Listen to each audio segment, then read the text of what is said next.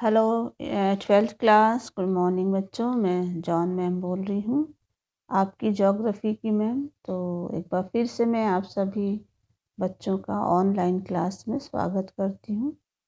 तो पिछले दिनों हमने शुरू की थी आपकी ज्योग्राफी की फर्स्ट बुक मानव भूगोल के मूल सिद्धांत का अध्याय 7 यानी चैप्टर 7 तृतीयक और चतुर्थ क्रियाकलाप। ठीक, तो इसका मैंने एक वीडियो भेज भी दिया आपको, जिसमें मैंने आपको बताया था कि तृतीयक क्रियाकलाप क्या होते हैं और कौन सी गतिविधियां इसमें शामिल की जाती हैं। आज हम लोग इसी लेसन का, इसी अध्याय का दूसरा भाग पढ़ रहे हैं, जिसमें आज हम लोग पढ़ेंगे तृतीयक क्रियाकलापों में संलग्न लोग, और उसके बाद हमारा चतुर्थ क्रियाकलाप, और फिर थोड़ा सा हम लोग देखेंगे पंचम क्रियाकलाप। तो तृतीय क्रियाकलापों में संलग्न लोग, है ना, यानी संलग्न मतलब जो इसमें लगे हैं, रोजगार कर रहे हैं। ठीक है, तो जो हमारे अधिक विकसित देश हैं बच्चों, उनमें कर्मचारियों का जो अधिकांश भाग है या प्रतिशत है ना, सेवा क्षेत्र, वो इसी सेवा क्षेत्र में या तृतीय क्रियाकलापों में ही संलग्न है। ठीक है, जबकि जो बच्चों अल्प विकसित देश हैं, यानी जो अभी विकास कर रहे हैं, विकास की ओर अग्रसर हैं, है ना, जो आगे भविष्य में विकसित देशों की श्रेणी में आने वाले हैं, ऐसे अल्प विकसित देशों में 10% से कम लोग जो हैं इस क्षेत्र में क्या कर रहे हैं, कार्य कर रहे हैं। इस क्षेत्र में रोजगार की प्रवृत्ति जो है वो बढ़ रही है, जबकि जो हमारा प्राथमिक और द्वितीय क्रियाकलाप है बच्चों, उसमें रोजगार की जो दर है वो घट रही है। तो आप देख सकते हैं कि आज वर्तमान में तृतीय क्रियाकलापों में सबसे ज़्यादा लोग जो हैं वो सेवा कर रहे हैं, है ना, यानी काम कर रहे हैं, जबकि प्राथमिक और द्वितीय क्रियाकलापों में रोजगार में क्या आती जा रही है, कमी आती जा रही है। तो तृतीय क्रियाकलापों में संलग्न लोगों का में अंतर्गत अगर हम पर्यटन को लें बच्चों, तो पर्यटन एक ऐसा व्यवसाय है बच्चों, ऐसी है ना, जिसमें विश्व के सबसे ज़्यादा, है ना, लोग जो हैं वो प्रत्यक्ष और अप्रत्यक्ष रूप से रोजगार प्राप्त करते हैं। यानी लगभग जो है 25 करोड़ के करीब जो लोग हैं वो पर्यटन में ही क्या है, रोजगार कर रहे हैं। और विश्व का जो टोटल सकल घरेलू उत्पाद है ना, वो उसका 40% भाग जो है वो इसी पर्यटन से प्राप्त होता है। तो आप समझ सकते हैं कि तृतीय क्रियाकलापों में पर्यटन जो है आज सबसे महत्वपूर्ण सेवा क्षेत्र जो है वो माना जाता है। ठीक, क्योंकि इसमें आज सबसे ज़्यादा लोग जो हैं वो रोजगार प्राप्त कर रहे हैं। कैसे प्राप्त कर रहे हैं पर्यटन में लोग रोजगार, जैसे कि पर्यटकों को आवास की सुविधा देना, भोजन, परिवहन, मनोरंजन और विशेष दुकानें, है ना, जैसी सेवाएं जो हैं वो पर्यटकों को उपलब्ध करा रहे हैं, है ना। तो इसके ज़रिए जो वहाँ के स्थानीय लोग हैं उनको रोजगार के पर्याप्त अवसर जो हैं वो पर्यटन के द्वारा मिल रहे हैं, प्राप्त हो रहे हैं। तो इस तरह से पर्यटन जो है वो तृतीय क्रियाकलाप में आज सबसे महत्वपूर्ण, यानी सर्वाधिक महत्वपूर्ण जो है वो सेवा क्षेत्र जो है वो माना जाता है। पर्यटन जो है वो ना केवल लोगों को रोजगार देता है, बल्कि बहुत सारे ऐसे जो स्थानीय उद्योग होते हैं, छोटे बड़े, है ना, उनको भी ये क्या करता है, उनके आगे बढ़ने में भी मदद करता है, उनका भी पोषण करता है। जैसे आपका फुटकर उद्योग है, शिल्प उद्योग है ना? तो शिल्प मतलब जहाँ हाथ से बनी हुई चीज़ें बेची जाती हैं। तो शिल्प उद्योग और फुटकर उद्योगों को भी पर्यटन उद्योग जो है वो उनसे काफ़ी उनके विकास में, उनको पहचान देने में पर्यटन के द्वारा बहुत ही क्या मिलती है बच्चों, मदद मिलती है। तो एक तरह से हम कह सकते हैं कि पर्यटन जो है उस स्थान के जो छोटे-छोटे उद्योग होते हैं, घरेलू उद्योग और क्या कहते हैं आपके शिल्प उद्योग, उनमें बनी हुई चीज़ों का क्या करते हैं, पोषण करते हैं।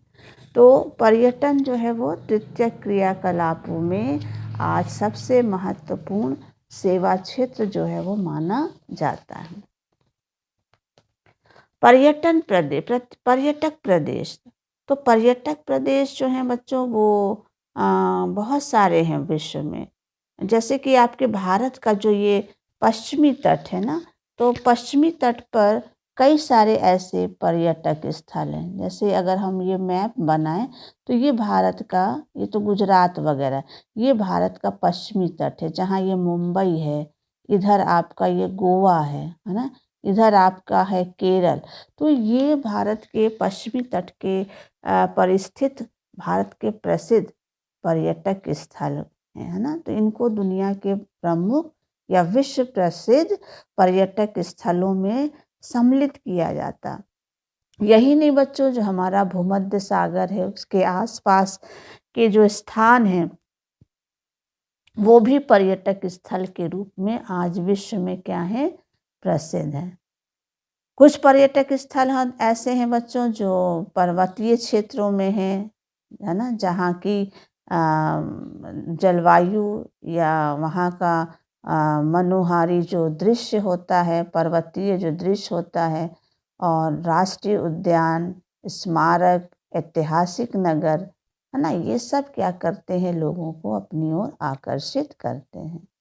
तो पर्यटक प्रदेश जो है वो ज़्यादातर इन्हीं भागों में पाए जाते हैं।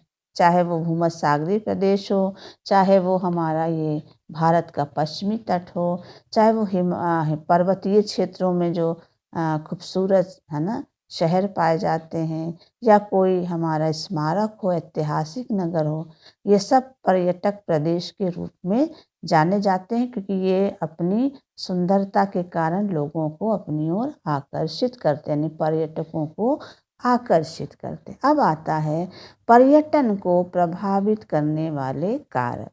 तो पर्यटन को प्रभावित करने वाले दो कारक हैं, एक तो मांग है और दूसरा क्या है बच्चों, परिवहन।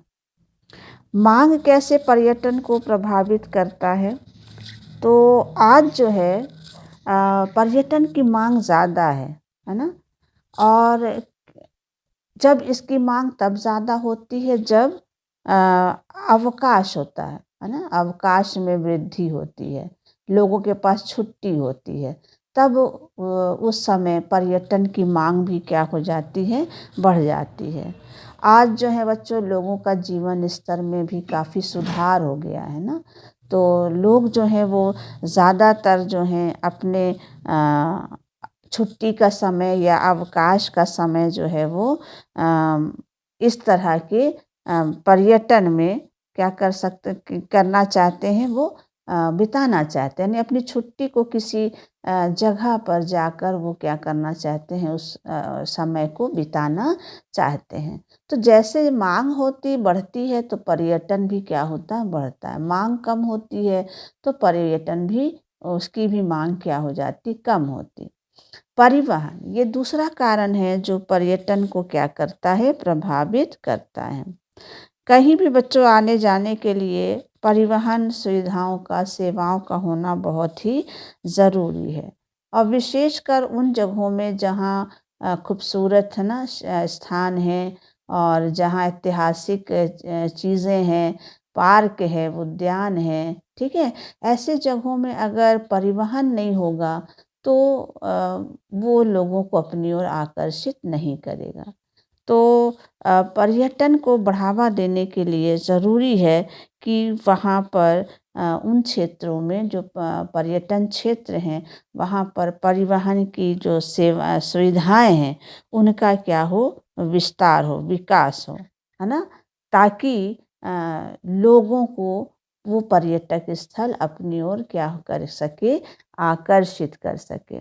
इसके अलावा जो है वो पर्यटकों को आकर्षित करने के लिए जो परिवहन या अवकाश जो पैकेज दिया जाता है ना, वो देकर भी पर्यटन स्थलों पर जो लोग हैं या पर्यटक हैं, उनको आकर्षित किया जा सकता है। तो ये 2 कारण हैं, एक तो माँग और दूसरा है परिवहन। ये किसको दोनों प्रभावित करते हैं? पर्यटन को प्रभावित करते हैं। अब आता है पर्यटन आकर्षण।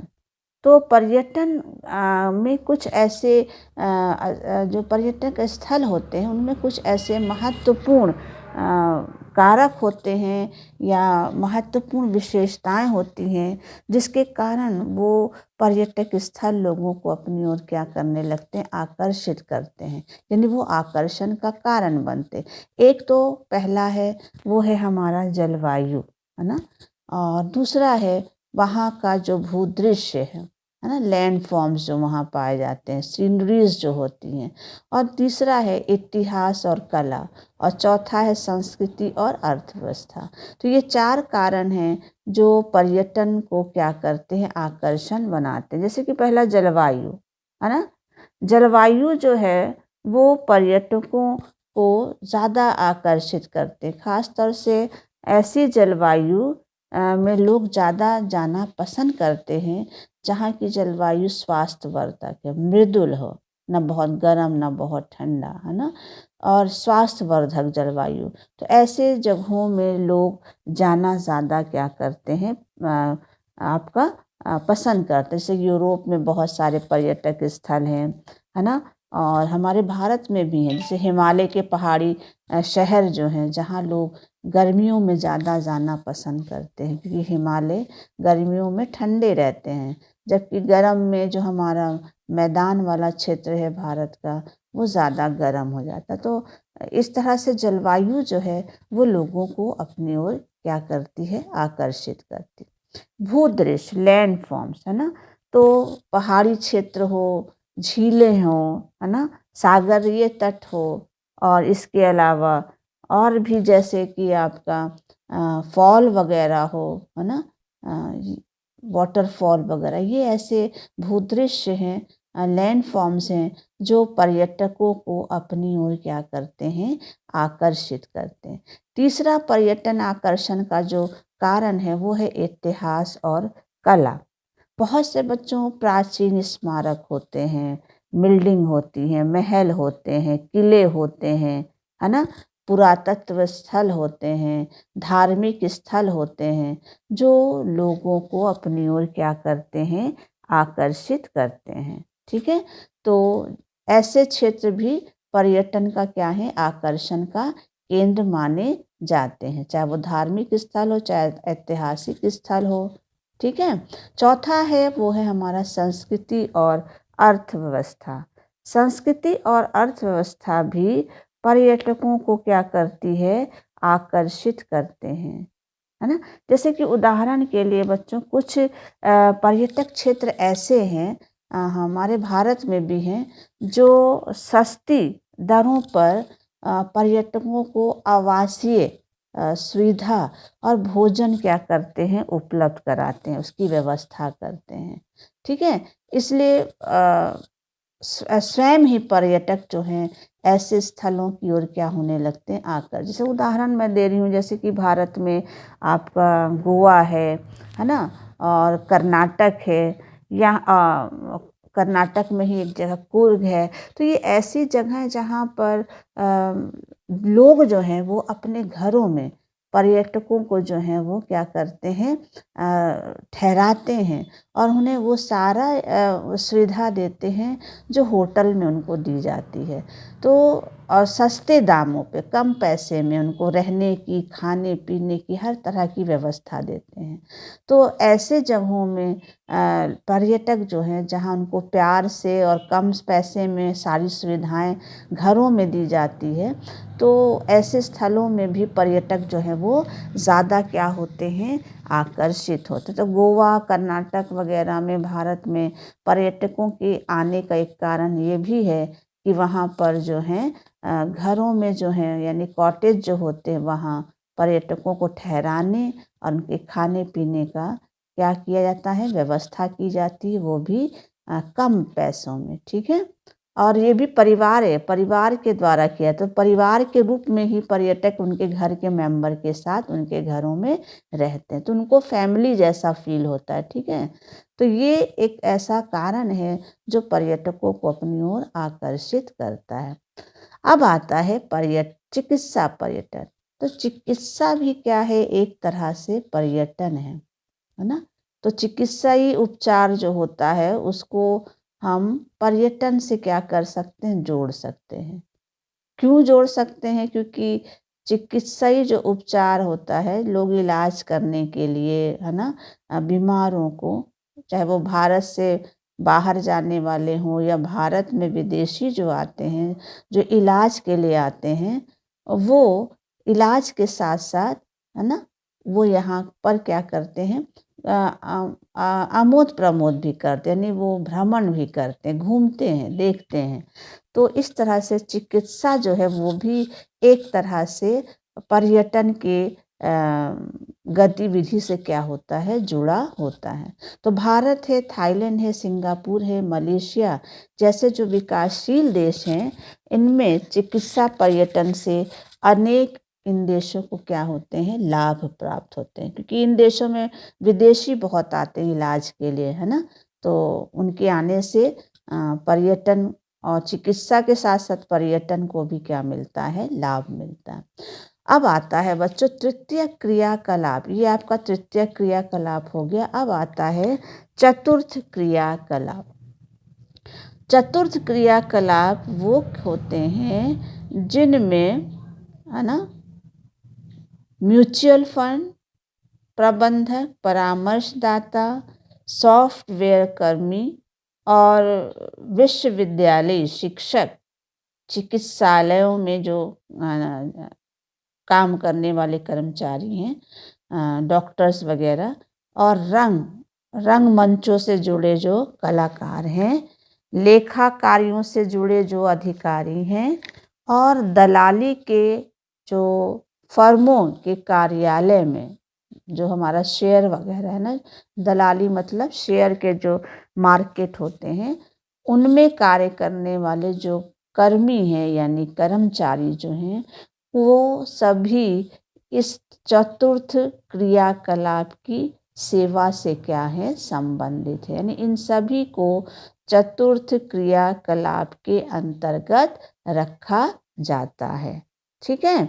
तो चतुर्थ क्रियाकलाप में आज जो 50% से अधिक जो लोग हैं बच्चों, है ना, विकसित देशों की अर्थव्यवस्थाओं में, जो हमारे विश्व के विकसित देश हैं, उसमें 50% से जो अधिक कर्मचारी हैं, वो चतुर्थ क्रियाकलापों में ही काम करते हैं या कार्यरत हैं।